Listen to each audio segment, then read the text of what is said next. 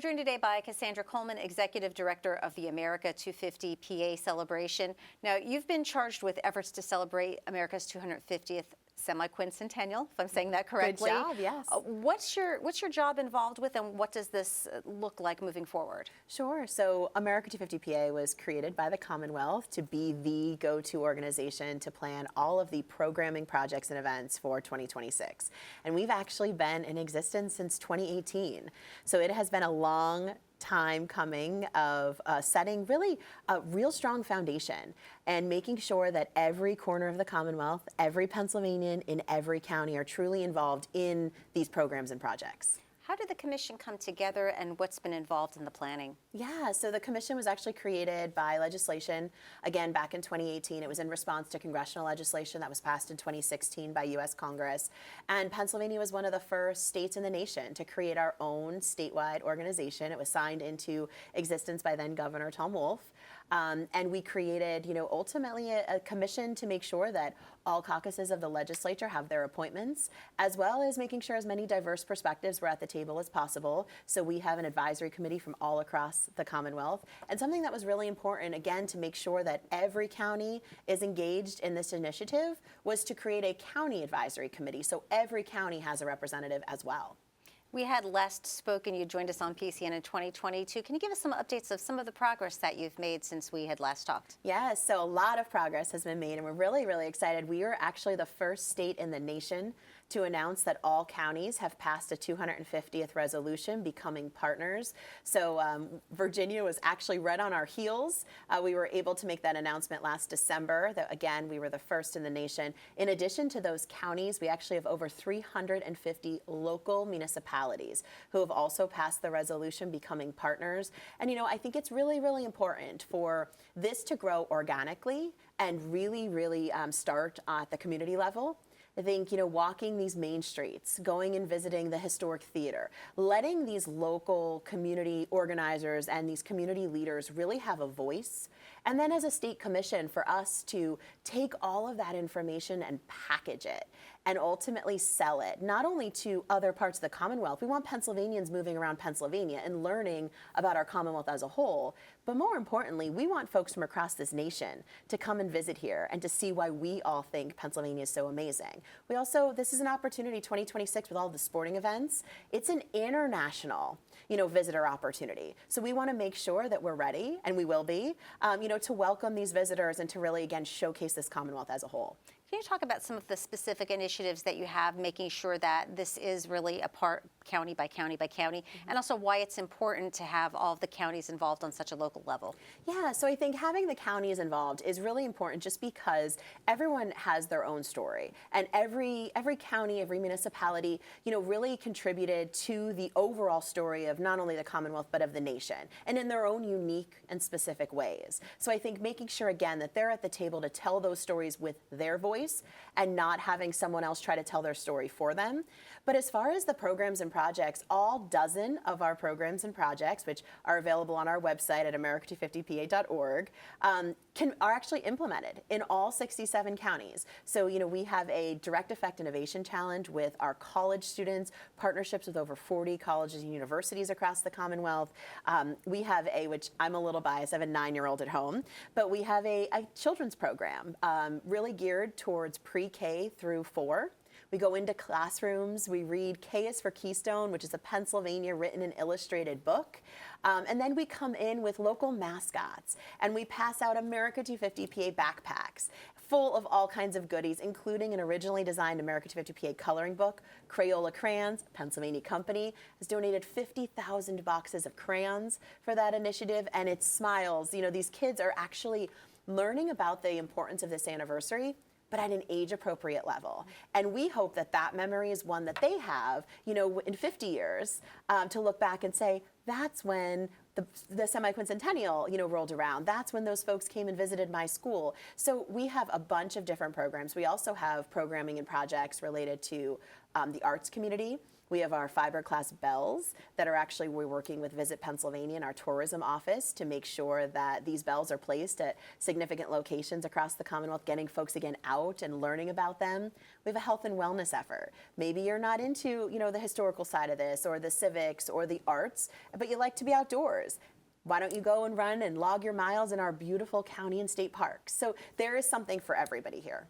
Since you mentioned the issue of bringing mascots into schools, I know America 250 PA now has its own mascot, the Keystone Kid. What should we know about him? Yeah, so the Keystone Kid was actually created by a Pennsylvania college student out of the Pennsylvania College Art and Design in Lancaster, and then named and actually colored and such by a Pennsylvania second grader in Montgomery County. The Keystone Kid is now the children's mascot, of course, for our KCI program, Keystone Classroom Initiative, and will be coming to a community for all of your viewers.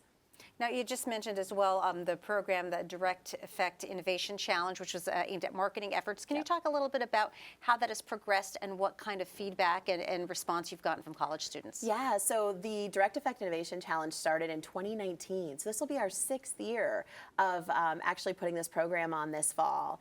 And the DEIC really provides an opportunity for our students to go through this challenge process where they come up with this integrated marketing concept to answer the challenge. They go through multiple rounds of competition. The final 5 teams from across the Commonwealth come to Harrisburg and present on the Capitol Media Center stage. The students, I have to tell you, their testimonials from the students who have had that opportunity are amazing. They just can't believe that they're standing there on that stage where elected officials and folks go and, again, make their announcements. They present live on PCN, so thank you for your partnership on that. And, I think with that, the students then are also connected. Our judging panel for the finals are made up of industry, business leaders, organizations that are looking for Pennsylvania talent, not only for internships, but for jobs. Pennsylvania has many talented students. We want to keep them here. Now, you talk about traveling throughout the state, getting your message out and working with various groups of Pennsylvanians. Are there any particular moments that stand out to you as being really memorable? Yeah, I think, honestly, one thing that stands out to me, and it actually goes back to the Direct Effect Innovation Challenge, after our first year, I met with a group of students, and I said, why did you decide to participate in this? Because this is outside of the regular curriculum, right? So this was extra work, and college students have so many demands. And one young woman, no more than 19, 20 years old, without skipping a beat, looks at me and she said, I am now a part of history. And I thought to myself, we're doing something right. So Philadelphia is one of the cities that are being nationally recognized as well. Could you talk a little bit about, obviously there's a tie with the Declaration of Independence, but how was Philadelphia selected, and what are your expectations of how that Philadelphia celebration in particular will look like in 2026? Yeah, so Philadelphia is one of the cities named in the national legislation, so one of 5 cities. And I think, Philadelphia is the birthplace of American democracy. And as I work with my colleagues from across the country, no one else can flex and say that, right? So we're just really proud, again, to have Philadelphia within the Commonwealth. And I think for this is an opportunity, not only for the 250th, but again, for all of the international visitors that Philadelphia is going to see through the sporting events. I think the folks on the ground in Philly, including the city and all of our partners, are ready, they are planning, and it's going to be an epic 2026. What does the celebration and this national highlight mean for not only the city, but the Commonwealth as a whole? I'm thinking both economically as well as our tourism industry. Yeah, so I think working with the tourism offices and the DMOs, across the Commonwealth, I think really provides us an opportunity, again, to highlight the Commonwealth, as you mentioned, as a whole, but also, again, to get those folks those international tourists that are coming to Philadelphia and provide them, on a silver platter, here are other opportunities for you to travel and for you to see the rest of the Commonwealth. And I think that's what we are really working on with tourism, with the DMOs across the Commonwealth, on how we get those visitors here, but then we get them to move around the Commonwealth while they are here. How will celebration efforts be funded? So America 250 PA, again, was created by the legislature, and we received a startup grant back in 2019. Since then, we have actually matched every public dollar that has been provided by the Commonwealth with private dollars, and that is to date. So it is a true public-private partnership.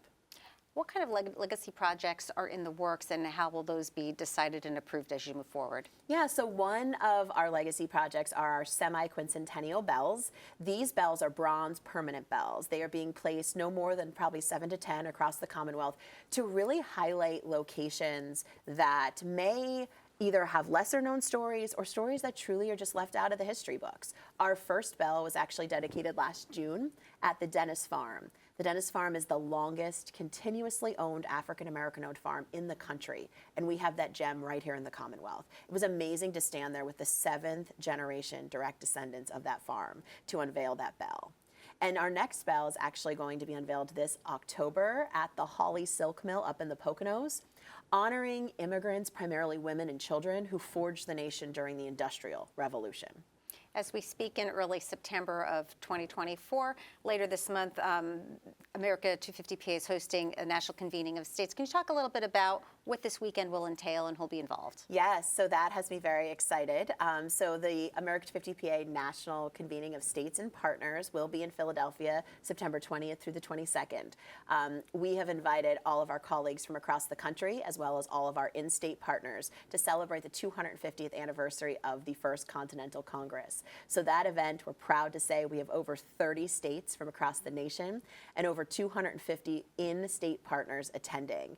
All of our events are actually at capacity and sold out. We never thought we would get the response that we have, but it truly goes to show that this truly is our opportunity as Pennsylvania to continue leading the nation as we have been, and also put our stake in the ground to say Pennsylvania is the place to be and you want to come back in 2026. How would you compare Pennsylvania's America 250 events in planning with those that are taking place in other states? Yeah, so Pennsylvania has, I'm biased, I know, but we have been the leader. We have been the leader since the legislation was passed back in 2018, and we continue to be. Pennsylvania is looked at from other states from across this nation for guidance, for ideas, for advice, and we're always there to help and support. We don't give away our secrets, but we are there to help and support the other states, and I would say Pennsylvania is used as the gold standard nationally. Now, Pennsylvania is often known, people have regional pride, particularly on the opposite ends of the states, whether we're talking about pizza, sports teams, Wawa versus Sheetz, whatever. How do you get Pennsylvanians to really embrace their pride in the Commonwealth? Yeah, so this is an opportunity, I think, as Pennsylvanians, for us to recognize the contributions that Pennsylvania and Pennsylvanians have made to the country over the last 250 years. And yes, there is that regional pride, and yes, there's that local pride, and we want to highlight all of that. But also, we need to really bring back that pride of community of being a Pennsylvanian. And this opportunity, it's a historic moment. Right? And I think it's the responsibility of every single one of us to really pause and look at this and say, we need to learn from where we've come. We need to learn from our history. We need to embrace where we are right now in our present. But most importantly, for my son who's 9, again, for the next generation, we need to reimagine what this opportunity can lead us to for the future. And I think if folks, and they have, folks are embracing this, and I think they really are recognizing the importance and the responsibility that we all have through this anniversary. How are you making sure that your efforts celebrate all Pennsylvanians and really feel personalized to everyone that's involved? Yeah, so I think to storytelling, letting folks, again, feel that their voices and their stories can be heard. And those are the good, the bad, the hard, the painful, but also, again, making sure that we're learning from where we've come, and we're not going to repeat different things from the past. We want to, again, move forward, but I think having those dialogues and allowing folks, again, that seat at the table to have those conversations is what this anniversary is all about. As you've been traveling throughout the state, tell me about some of the notable reactions that you've gotten from some of the folks you've come in contact with. I think this is just that moment of pride. I truly, truly do. I see that when I travel all over, whether it's, rural Pennsylvania, urban Pennsylvania, city, farms. It really is an opportunity, and folks recognize that. And I have to say, to this point, it hasn't affected what party affiliation folks are. They're proud Pennsylvanians. And again, they're proud of where they live. They're proud of, building their business, raising their families, and they want to tell you that, and they want to tell you what's most important to them. And honestly, I've been met with open arms as I travel all 67 counties. And sometimes they're waving flags. They have our America 250 PA signs. And again, it's a moment to really bring folks together. And it's been amazing to watch. The official 250th anniversary takes place in 2026. What will the next 2 years look like for you? Yeah, so now we're really starting to, again, implement those programs and projects across all 67 counties. And then we are starting to shift now for 2026 and the signature events that we're going to be having. And just, for your viewers to know, 2026 is going to be a calendar year full. It's not going to stop on July 4th. We're going January 1 through December 31. So there will be events, throughout the Commonwealth, throughout the year. So ultimately the final schedule of events isn't, ready yet. But, one thing for folks to watch for is we're going to have a Commonwealth concert series. For those who are familiar with Philadelphia and the July 4th concert in Philly, every corner of the Commonwealth, the Northwest, the Southwest, Central, NEPA, are all going to have a concert similar to the one in Philadelphia. Again, bringing the Commonwealth together. Another thing that we're working on is our mobile unit. Really, we've talked to Next Generation Pennsylvanians, and they wanted something that's Instagram worthy, right? They wanted something that, incorporates augmented reality and different things. So we have a mobile unit in the works. It's really important, again, for that unit to be able to capture stories and tell stories. So again, going back to that storytelling and making sure folks can learn about different Pennsylvanians and their memories and their hopes and dreams for 2026. So we're really, really excited for an epic year. As our viewers watch this, if they become interested in either participating or perhaps becoming involved as a volunteer, where can they get more information? They can go to our website at america250pa.org. Cassandra Coleman serves as Executive Director for America 250 PA. Thank you for joining us again. Thanks so much for having me.